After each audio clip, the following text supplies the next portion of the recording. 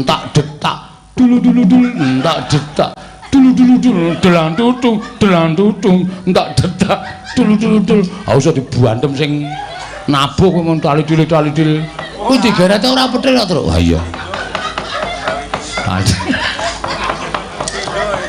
ora tak tapuk cangkeme lho pengendange nyandak kuwaci ning to nang geng nang to nang geng ndut apa kuwi kethuk oh lagi glilir sing ngethuk oh iya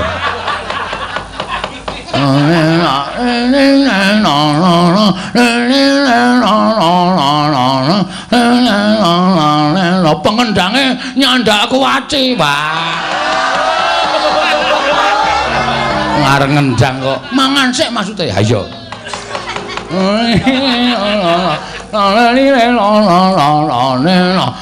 nomplak dreng tok tok tok apa kuwi dandane kendang tang tang tang tang tang tang tang tang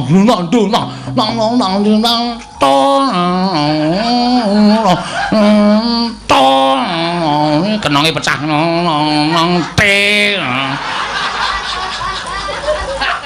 kenong kok te barang pecah kenong iki dadane ora to ning te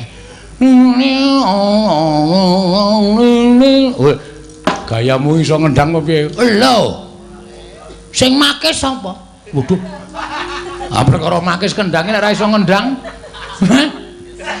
tesen dong dong dong dong dong dong dong dong dong yung goyong sing ngempul turu ling ngegong ngenangi sirahe penonton yung Sritenan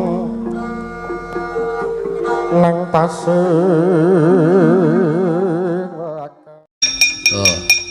mak aku gemang dipondong sing nang kebalungane muni gamelane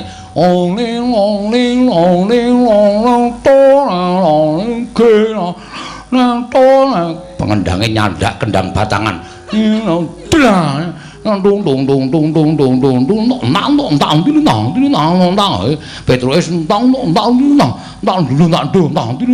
oh gagah maku gemang dipondong sing lambe gong ning to nang geng nang to nang geng ndut apa kuwi kethuk oh lagi glilir sing ngethuk oh iya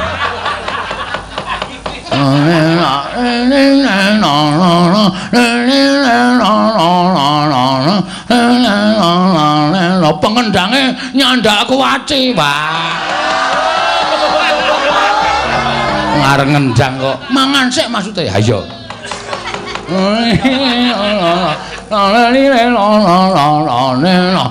nomplak dreng tok tok tok apa kuwi dandane kendang tang tang tang tang tang tang tang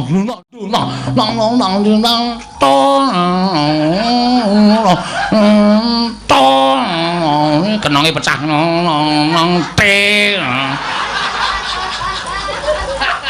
kenong kok te barang pecah kenong iki dadane ora to ning te gayamu iso ngendang apa piye lho sing makis sapa waduh ah perkara makis kendange nek ora iso ngendang tesen tak tes buka bonang disaut ya Gong oke padake belok oke dong dong dong dong dong dong dong dong dong yung goyong sing ngempul turu ling ngegong ngenangi sirahe penonton yung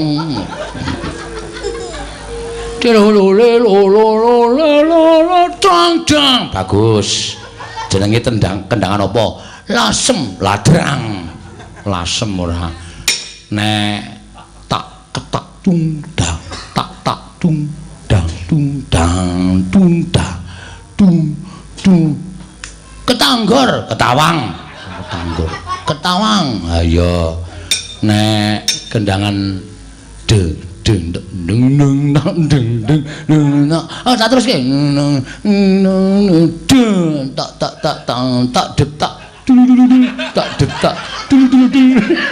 Kok ngidil-idil arep petil rasida e.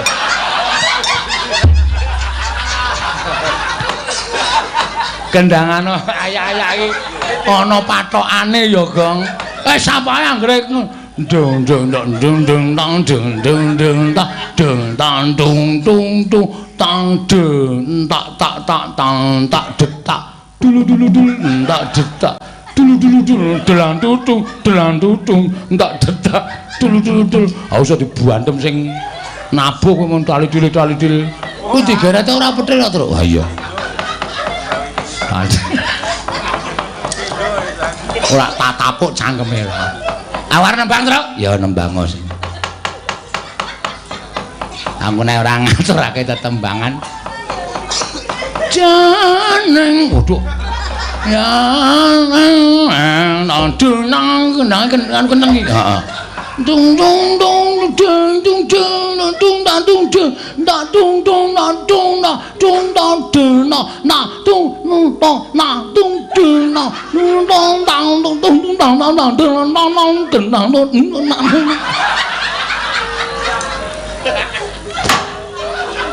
Ora anarkis reng. Wong meng lucu sing geguyu kancane dhewe kok anarkis reng. Ha iya. Ayo nembang aku. Ya. Nembang apa? Pelak. Ya. Kur apa? Suwe ora ngonekke kur. Ya donekke terus. Ya. Nah. Mbok tok CTM celuk anakmu ku. Dasar dina, ya.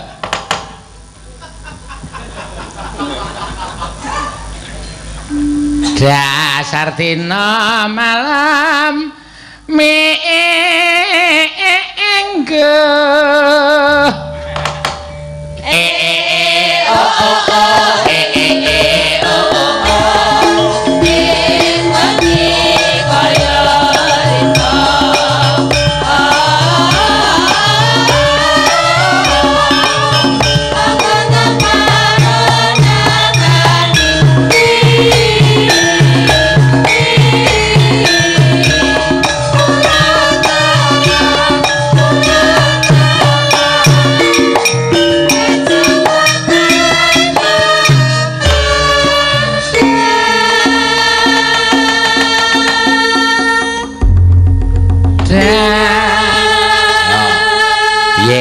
Petro nembang cara kuna, aku nembang rong lagu anggitane pepunden Sang Maestro Kinarto Sabda.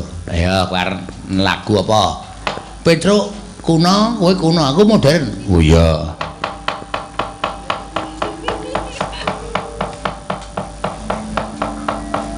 Ayo, Gong, lagi mikir asal cerewet. Oh iya. Mangsane tembang kok padake ora nganggo mikir. Ya. Pitung sasi arep tok kon neruske sapa? Pitung sasi kur ora apa-apa alon-alon. Pitung sasi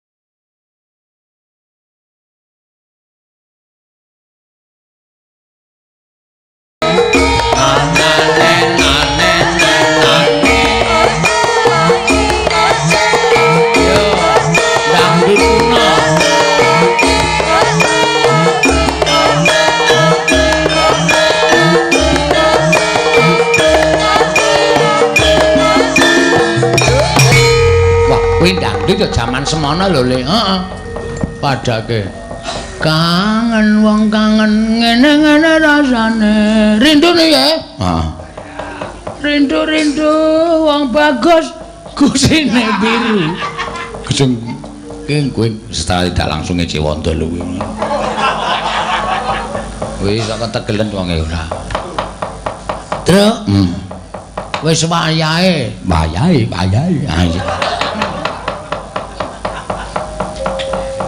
Ayo, sowan ngersane sapa kae? Bapak kae kok karo Kyai Bagus. Monggo aku urung tau ketemu. Ayo sebane. Heeh. Takoni Kyai saka ngendi? Ayo. Ku ndak selak keblandangan wektune. Heeh.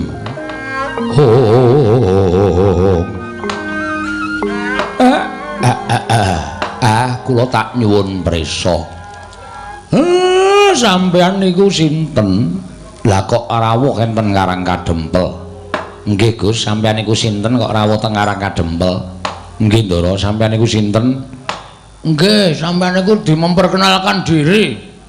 Sinten asmane terus wigatose napa kok rawuh kok teng Karang Kadempel papan lenggahe Bapak Semar? Siwa Semar. Lah kok malah pun ngertos kali kula? Ya pancen bener. Mergo dawuh Kanjeng Ibu ingkang maring dawuh kelawan aku nggonku ngawawu Sudarma jumujuk ana ing padukuhan Karang Kadempel nyuwun pambiyantuning Siwa Badranaya. Mangke riyen sampeyan niku sapa? Akeh ingkang padha ngarani kelawan aku aran Bambang Prabakesuma Kakang. Prabakesuma? Iya. Prabakesuma ngawawu Sudarma putrane Sudarmaku panenging Pandhawa Kanjeng Rama Arjuna ya Kanjeng Rama Janaka. Kang Ibu Iwang Pikulun Bathari Supraba duk nalika Kanjeng Rama linenggahake ana ing Silakanda Waru Binangun diwenangake garwa widodari sekedhi kurang sawiji. Kelawan Kanjeng Ibu nalika semana patutan siji ya kuwi aku Bambang Prabakesuma Kakang Semar. Semare kaden prayetna samurires eka balik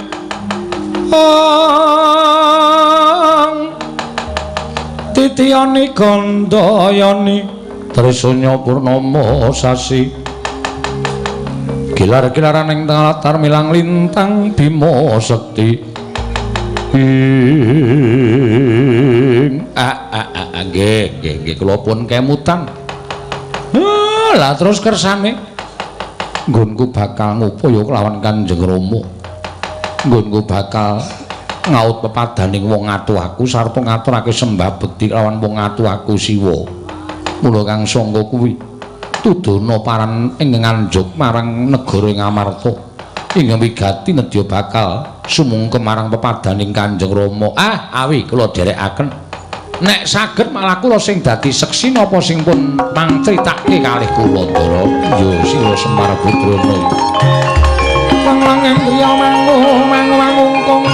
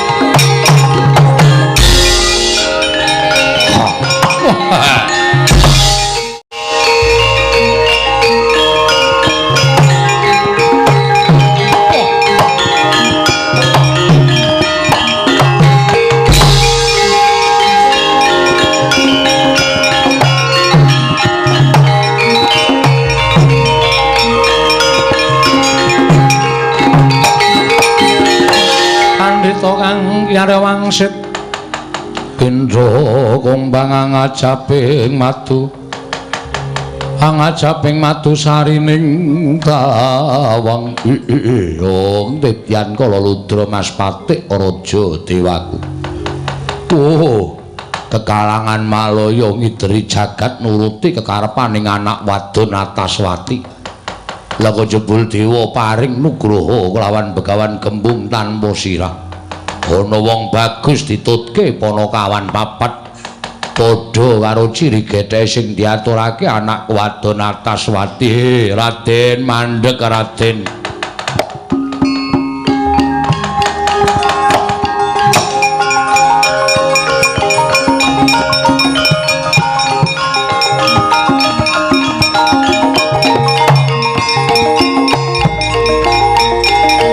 Tenang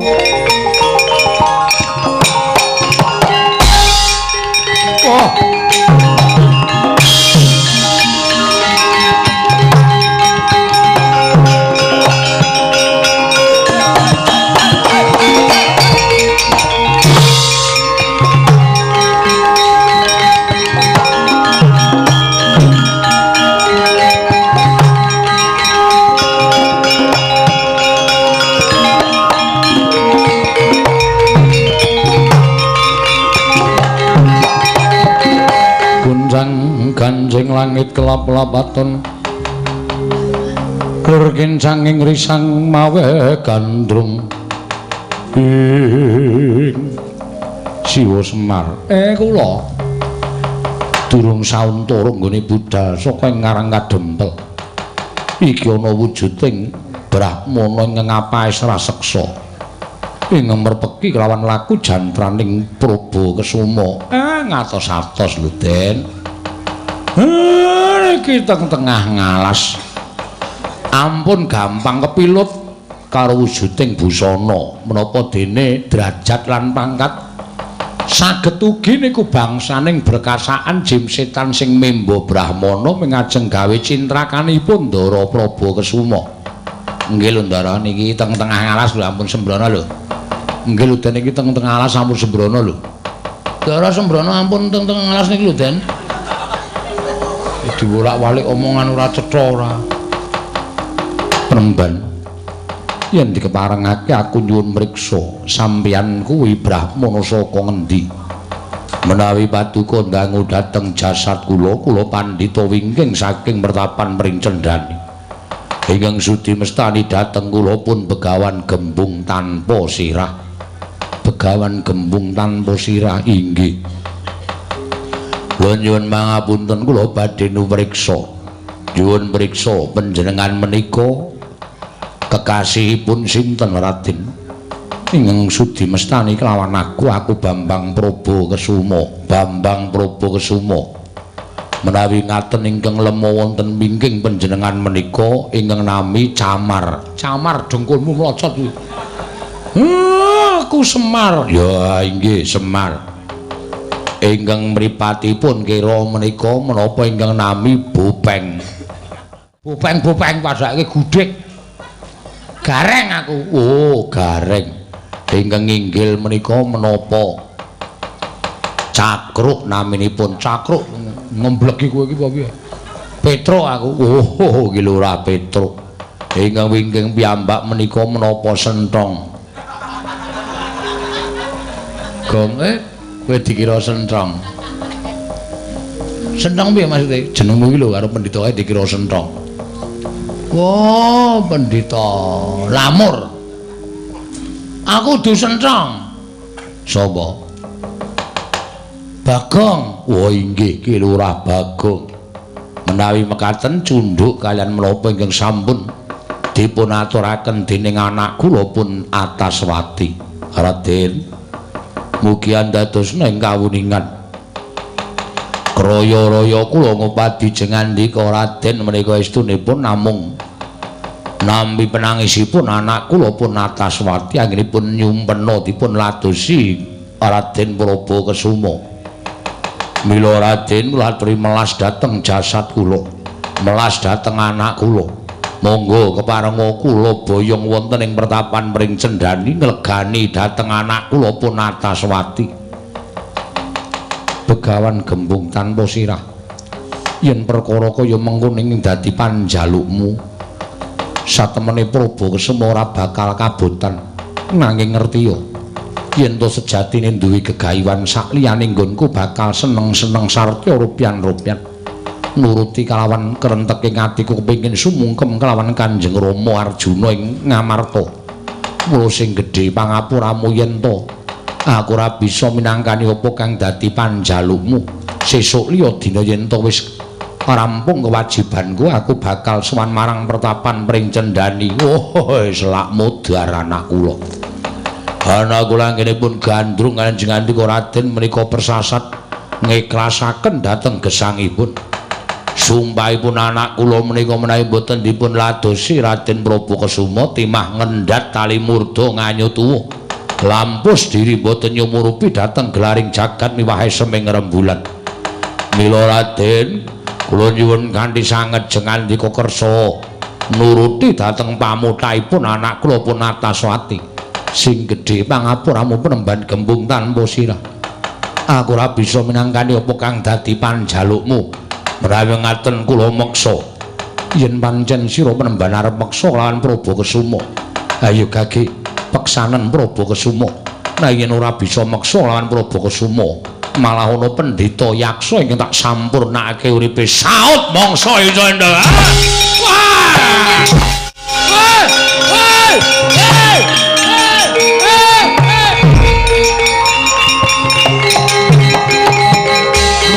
Kowe iki ngopo? Ndara disatu malah bunga-bunga kaya wong kedan. Kowe tak sadhek lho, Mir. Hah? Wong tuwa ki sing mapan, sing menep kok. Wah. Iki ki wis ora ana wong delok. Nek bunga-bunga ngono ki nek wong pinggir desa kono do geger darane ana apa? Tuwekan ora.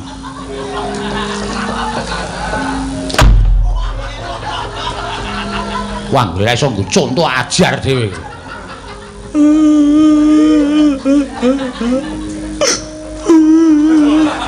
Wis rasa nangis. Sona iku rasa bengok-bengok ngono kuwi. Nek arek kajen iku rasa bengok-bengok ngono kuwi. Nek ndara disaut pendhita buta kaya kowe kuwi tenang. Ning mikir ora kok wah. Kok sikut rompol ora. Muni ae. Aja gong suwe-suwe kok mesake to aku. Grembak-grembik memelas ya. Piye wis rasa anak-anak ora nyeneni, ora anak ora nyeneni wis guys.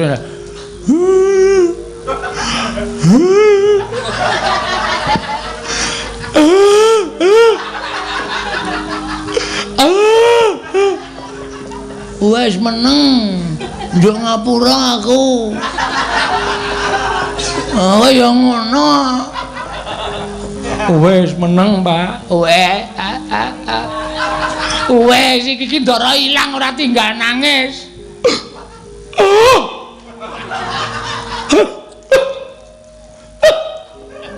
Kok kaya mimin tas suwe-suwe kowe. Ora. Wis Pak ora nangis. Darahmu ilang. Doyak aja ming meneng wae. Doyak.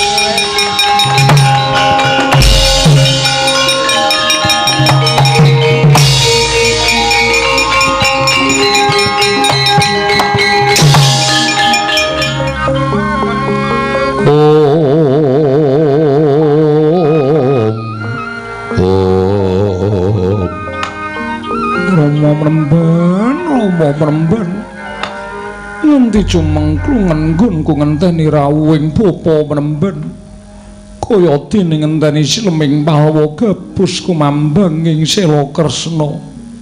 Rama piye Rama? Mun mumboyong kelawan calon guru lakiku apa ya kasembadan? Aduh anakku nggir. Anakku wong ayu. Aku wis tekan negara ngendi wae ndak takoni menyang endi dununging Raden Prabakasuma. Lan aku wis takon marang sapa wae. Dene ingkang pungkasan Aku nampa kabar jebul calon manten lanang, calon mantuku mau wis ora ana. Wis ora ana piye to Penemban? Tegese wis ora ana ya wis ora gumelar ana ing jagat. Ora gumelar ning jagat piye Penemban? Tegese wis sirna marga layu cahayu. Popo Penemban, popo.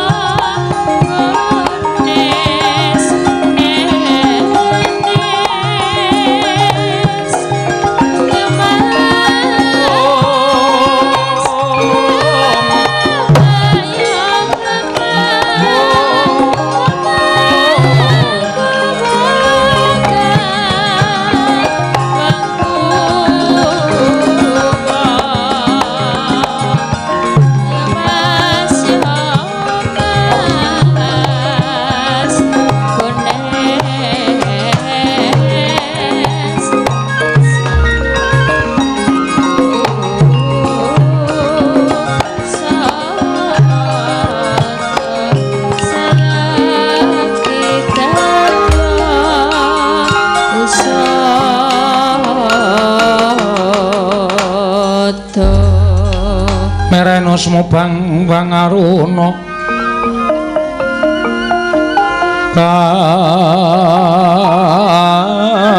kadinetraning uga rapuh sataning kokila ring kanikara saketer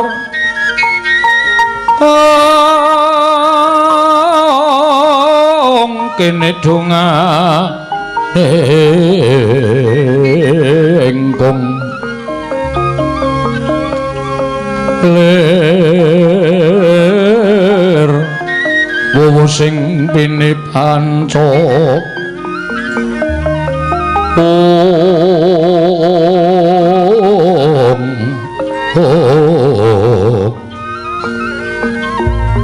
Petoking ayam wana mrak manguhing pagakan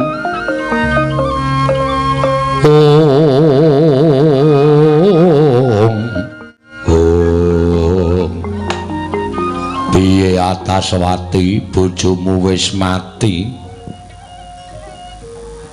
Ora guneman karo wong tuwa sing senengane ngapusi. Lho, ngapusi piye? Bareng sampeyan lunga saka Plenggan jebul nutupi lenggahing Raden Prabakusuma. Yen ngono kuwi bener sing tok karepake. Inggih leres Penemban. Aja mbok tinggal mungkur mengko nek mantuku lunga kowe bingung. Raden mboten nginten babar pisan. Bilajeng andika nyatanipun sampun dumugi wonten ing mriki Raden. Tru, ora edan to, Tru? Piye rasane dicekel wetenge, Tru?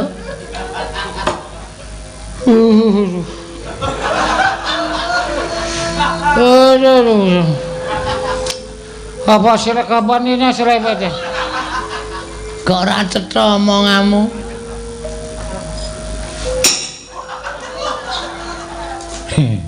Nyun ngapunten. Menika calon kang garwa sanes kula. Ngeten. Begawan gembung tanpa sirah, Bapa Penemban wonten dawuh Raden. Apa iki ngeng aran Ataswati Atmajamu? Inggih menika. Yen ngerti kaya ngene rak mau aku ora bakal nolak. Wow. Piye kuwi? Wong kok ora tetek ora. Ya. Bareng karo kaya ngono kok ora nolak. Ampun sembrono. Ayuning wanita menika mboten kok tumus tekaning batin ya iso uga pasuryane ayu ning jane atine lethek niku ya pirang-pirang. Ya, Gong. Heeh. Kaya istriku. Waduh. Iki senengane ora. Ora ndek kaya apik njaba njero. Ora sok dingono niku nek krungu keloro-loro. Inggih kula Ataswati. Apa pancen kowe utusan lawan bapakmu goleki aku? Kalersan mekaten Raden, sirmu piye? Kula badhe suwita lan panjenengan. Apa wis lahir batin nggonmu tresna? Lahir batos kula. Trimah pejah menawi mboten kelampan kula dhawuh kalan panjenenganipun Raden Prabakesuma. Janing-janing talaga kadi langit. Mambang tepasulan upamaneka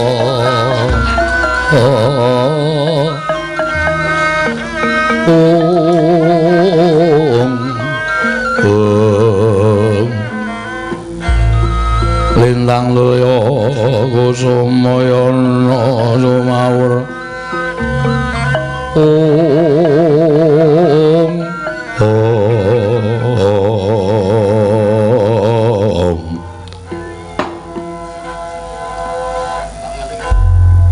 apa pancen kepara nyata lamun sira wong ayu nakokke karo aku sing nakokke iki sapa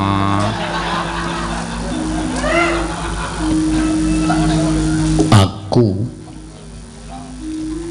Prabu Sutejo lak kantil ndasmu modar ora sampean kersa mboten kali kula kersa mboten anggepmu aku ki wong loro saudon telu saurupan ora sudi karo kowe ora bakal aku gelem karo kowe Wadodya yudha mangambararum wedhus ki ora ngambararum waduh sang kusuma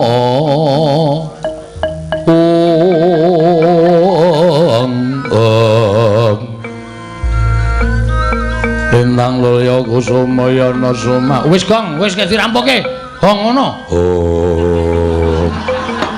omong Bagong kok disuluki ora Petro dalem piye Petro nderek mangayu bagya seketi jumurung dene ndara kula wis pikantuk Kang Putra ning ya ndara kula niki duwe kewajibane apa kewajibane nggih menika goleki bapakne bendaramu Ndara Janaka ngenteni sak rampunge nggone nuruti kekarepane anakku Panakawan Petro nyatang ning kalangguan aklar pandan moncar tinon lir kekonang surem sorotetan padang kasur lan pajaring purnama nggekono ing bopo menemban ana dawuh apa nggir gandeng durung rampung pakaryaning Prabakesuma mula wektu dina iki tak jaluk atmajamu tak anjingke ning Kalpika bakal ndak kanthi ngawawu Sudarma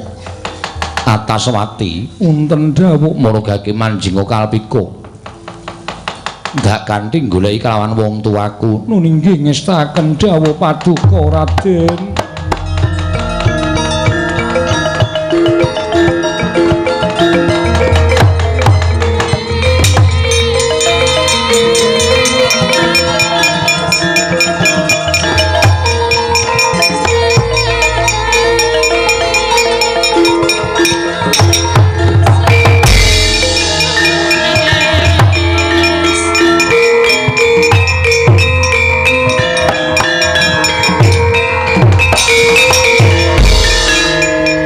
Kancing langit kelap-lapaton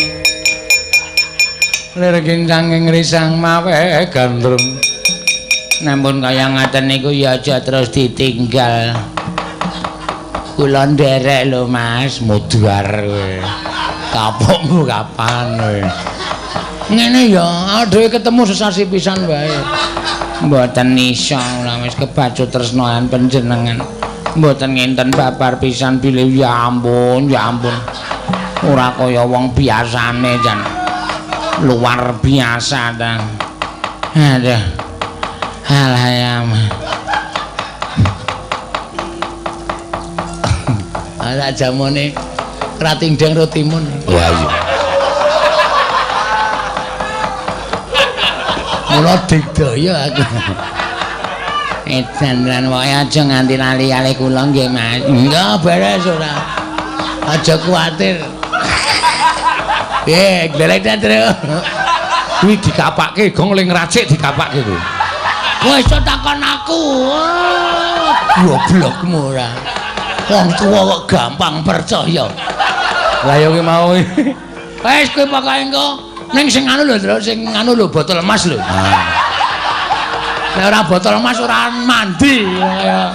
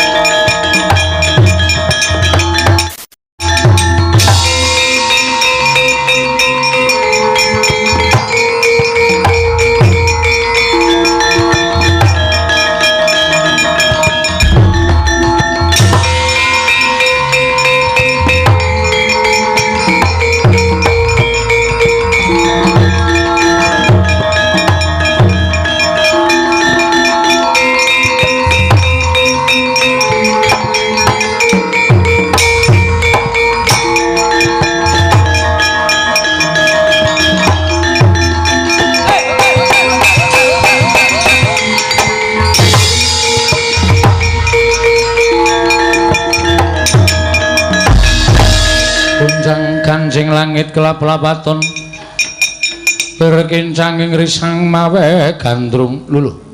Kakang Semar iki sapa? Nika Ndara Praba Kesuma.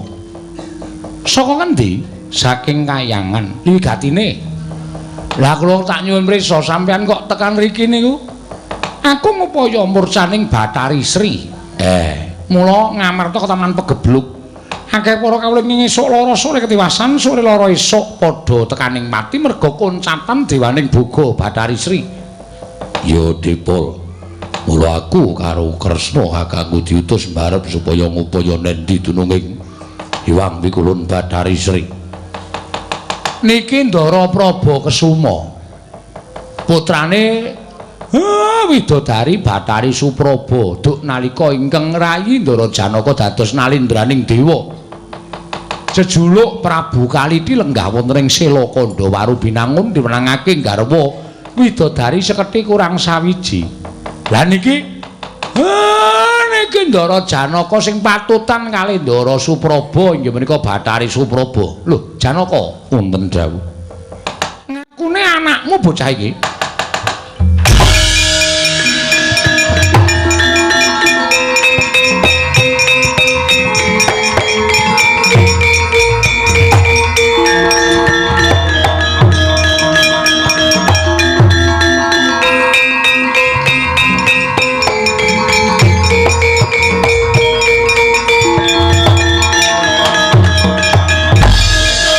Apa pancen bener kowe ngaran Praba Kesuma? Inggih Raden. Panjenengan sinten? Aku Raden Janaka. Aduh Kanjeng Rama. Kula aturi nampi dhateng sembah kula. Aja gumampang kowe ngaturke sembah. Anak Janaka kulina nglungguhi tembung opor bebek mentas awake dhewe. Anak Janaka pirang-pirang kabeh tak aku minangka dadi putra yen to iso ngaturake dharma bekti lawan wong tuwa. Aja mung enak-enak lungguhan sila tumpang kendhangan dengkul. Tak aku anak Janaka yen kowe iso gawe srana kunduring Hyang Pikulun Bathari Sri Praba Kesuma.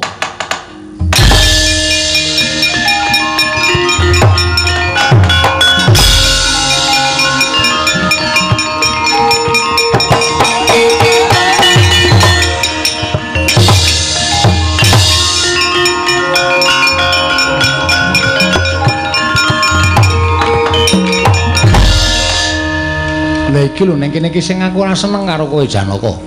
Mboten remen perkawis menapa. Lah kowe iki anak-anak kok mesti ora tok akoni lho. Anak Janaka kedah saged ngaturaken dharma bekti dhateng tiyang sepuh. Oh ngono? Inggih. Lah apa ora kangelan Prabakasuma? Menawi menika anak Janaka saestu tartemtu saged ngunduraken Iwang Pikulun Bathari Sri.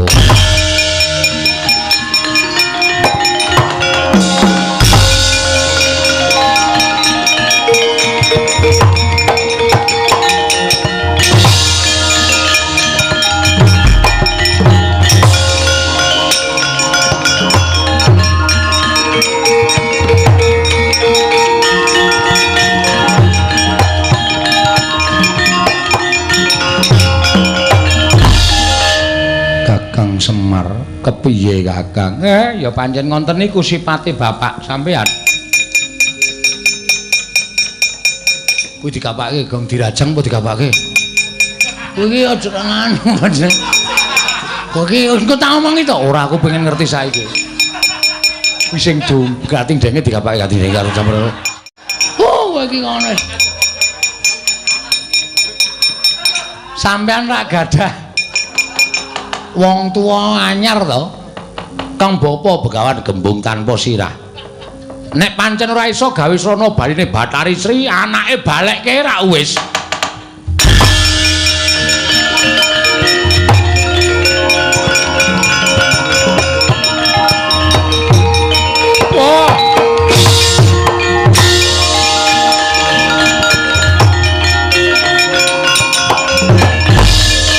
Bopo menemban ngaturake panuwun dene bapa wis kepareng rawuh ana ing kene. Piye Raden, lah kok semune bingung atimu? Iya. Ora campuri apa-apa to, Tru? Ajare ora. Ya ora usah, wis nampa loro kuwi wae. Ono apa? Aku tinampa dening Kanjeng Rama Janaka. Lamun aku iso gawe srana kunduring Bathari Sri Dewaning Buga ana ing negara Ngamarta bapa menemban.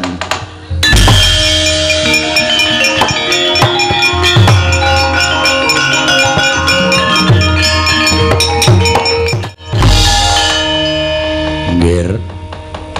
Kaya ngene iki abote wong tuwa sing kudu mbelani karo anak ning kabeh bakal ndak ikhlasake. Bathari Sri lenggah ana ing pertapan mring cendhani. Ndak suwune supaya kundur marang negara Ngamarta supaya sampeyan iso diaku putra dening Raden Janaka nggih.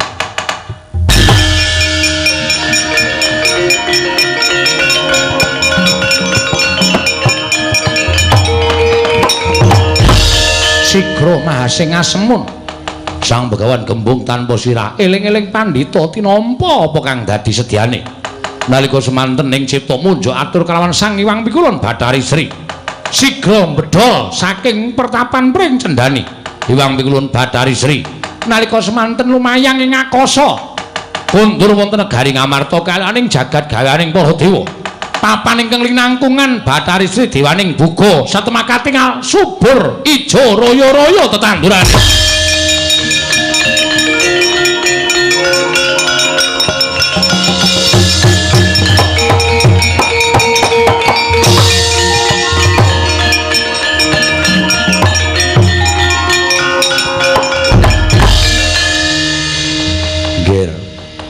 Bathari Sri wis kundur marang negara Ngamarta.